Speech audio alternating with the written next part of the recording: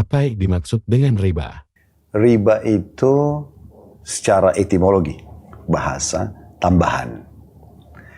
Kalau terminologinya itu, kalau dalam Islam, dia sesuatu yang diambil manfaat tambahannya tapi bukan dari pintu bisnis. Investasi dalam Islam itu seperti apa? Nah, kalau dalam Islam itu ada dua jenis investasi. Ada investasi yang boleh seseorang itu mengambil keuntungan. Nah, kalau dalam istilah-istilah sekarang di perbankan syariah pun itu diterapkan seperti mudharabah. Nah, mudharabah itu seperti bagi hasil, dok ya. Kayak misalnya, saya mau buka satu bisnis nih, saya ajak, ayo dok, mau gabung nggak? 50-50% misalnya, karena modal memang 50-50%. Untung bagi 50-50%, rugi juga sama-sama nanggung 50-50%. Itu namanya mudharabah. Atau murabaha. Murabaha itu seperti beli putus, dok. Kayak misal saya ini mau beli rumah, tapi saya nggak ada duit. Saya bilang, dok, bisa nggak beliin saya rumah ini? Misalnya harganya 5 miliar. Dokter bilang sama saya, oke, saya bayarin, tapi saya jual sama kamu 6 miliar ya. Dokter beliin saya rumah itu dengan 5 miliar, terus jual ke saya 6 miliar. Terus saya bilang, mungkin saya mungkin belum mampu untuk bayar cash, dok. Bagaimana kalau saya cicil 10 bulan? Oke, deal lah di situ. Nah, itu boleh. Jenis investasi yang pertama. Boleh bagi hasil, boleh beli putus dengan keuntungan. Tapi dari awal jelas akadnya jual beli. Nah, ada yang kedua, itu utang piutang. Jadi kita membantu mengutangkan pada orang lain. Waktu kita pemilik piutang ya.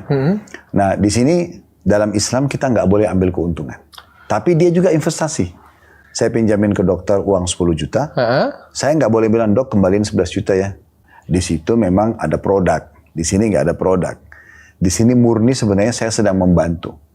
Dokter mau pakai untuk kebutuhan pribadi atau bisnis, pokoknya kalau sudah akadnya utang piutang, kalau dalam Islam nggak boleh ngambil keuntungan. Di sini murni dia berhubungan dengan urusan akhirat nih, untuk mencari pahala. Nah, begitu. Jadi bagaimana? Contoh misalnya gini, dok ya, kalau sebagai seorang Muslim itu ada hadis Nabi Muhammad SAW, siapa yang mengutangkan orang lain, maka dia akan dapat pahala setiap harinya senilai yang dia utangkan itu. Jadi misalnya gini, saya utangkan tadi 10 juta. 1 Januari saya pinjamkan ke dokter, jatuh temponya nanti 1 Februari. 1 Februari pada saat saya beri 10 juta itu, di hari itu mulai dicatat oleh malaikat, ya, dalam keyakinan orang Muslim, 10 juta sedekah. Seperti dia mengeluarkan 10 juta sedekah. Setiap harinya. Berarti investasinya 10 juta, tapi yang didapatkan pahalanya 310 juta. Karena 31 hari.